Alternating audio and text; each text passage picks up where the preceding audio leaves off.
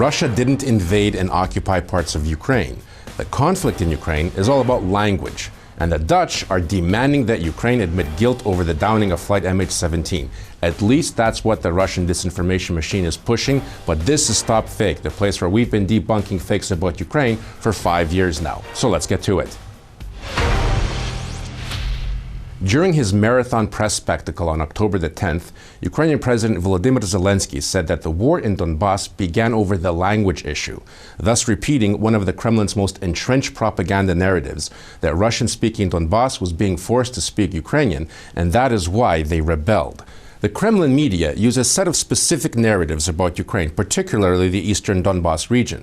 The main thesis is that eastern Ukraine is at war with the central Kiev authorities. This is a civil war, and Moscow has nothing to do with it. According to the Kremlin playbook, one of the reasons for the outbreak of this civil war is the language issue. Now, if you accept this as one of the reasons for the conflict, then you accept everything that follows and you turn a blind eye to Russia's role in this conflict. Here's how the fake language narrative goes, according to the pro-Kremlin site Ukraina.ru. Russian-speaking Donbas, which had long sought the right to speak Russian at the legislative level, was spat upon by the Maidan capital by repealing the law on the status of the Russian language. This happened immediately after the change of government in Ukraine.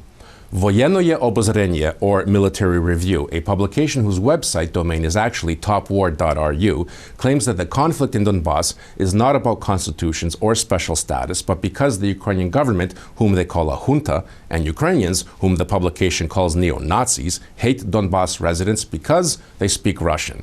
Add to this claim by Russia's defense ministry organ Zvezda, the eastern Ukraine is rebelling because it is being forcibly Ukrainianized. Almost all of the Russian state-financed media outlets regularly push the fake that language was the reason for Russia's war against Ukraine. Now, I've been to eastern Ukraine many times and have yet to see any forced Ukrainianization anywhere, or any penalties or even any hatred directed at people for speaking Russian. So let's just remind ourselves how the war really began. On April the 6th, 2014, participants of a pro-Russian rally in Donetsk broke into the regional state administration offices. Soon, similar violent building grabs occurred in Luhansk and in Kharkiv.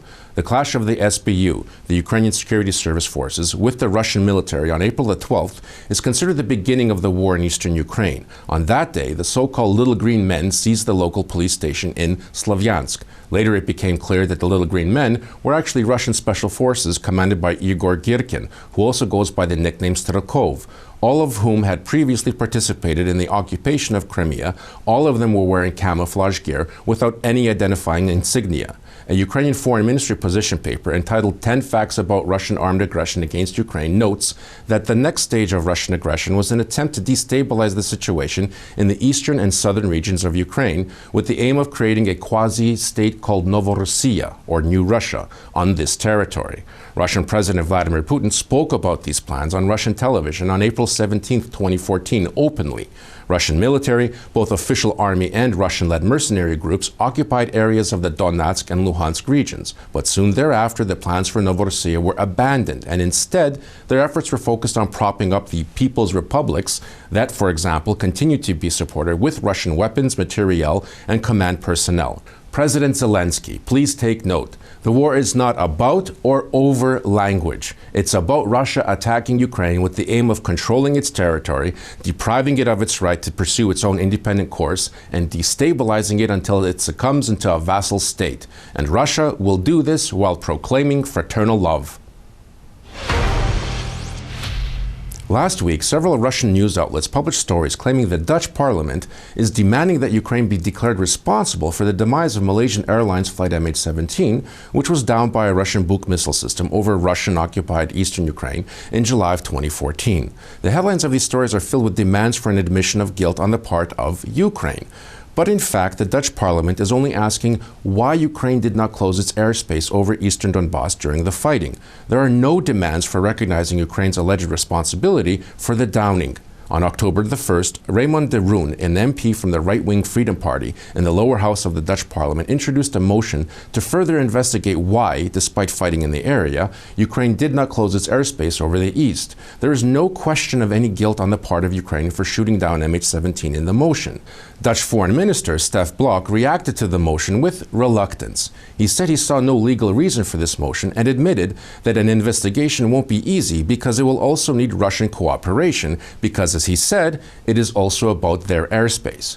Now, back in 2015, the Dutch Safety Board noted that, quote, Ukraine had sufficient reason to close all of the airspace over the eastern part of the country as a precaution. Instead, on military grounds, flying at lower altitudes was restricted.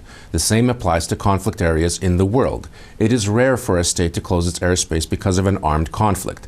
The Dutch Safety Board further notes that the current system of responsibilities with respect to flying over conflict areas is inadequate. Operators assume that unrestricted airspaces are safe. When assessing the risk, the operators do usually take into account the safety of departure and arrival locations, but not the safety of the countries they fly over. In fact, in 2015, during a visit to the United Nations, in a reference to the issue about closing Ukraine's airspace, Pavlo Klimkin, then head of the Ministry of Foreign Affairs of Ukraine, said, quote, at that moment we did not realize that such a threat exists and that Russia could send to the Donbas such a highly accurate system that could shoot down a passenger aircraft.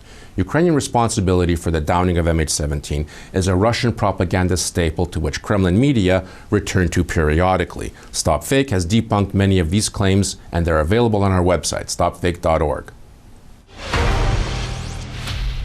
That's it for this week. You can find much more dissected disinformation on our website, StopFake.org. And if you like our digest, share it and be sure to subscribe to our YouTube channel and ring the bell to get notified. As always, be vigilant, look out for fakes, and if you spot any disinformation about Ukraine, forward it to us for a truth autopsy. I'm Marko Suprun, and this is StopFake. Thanks for watching.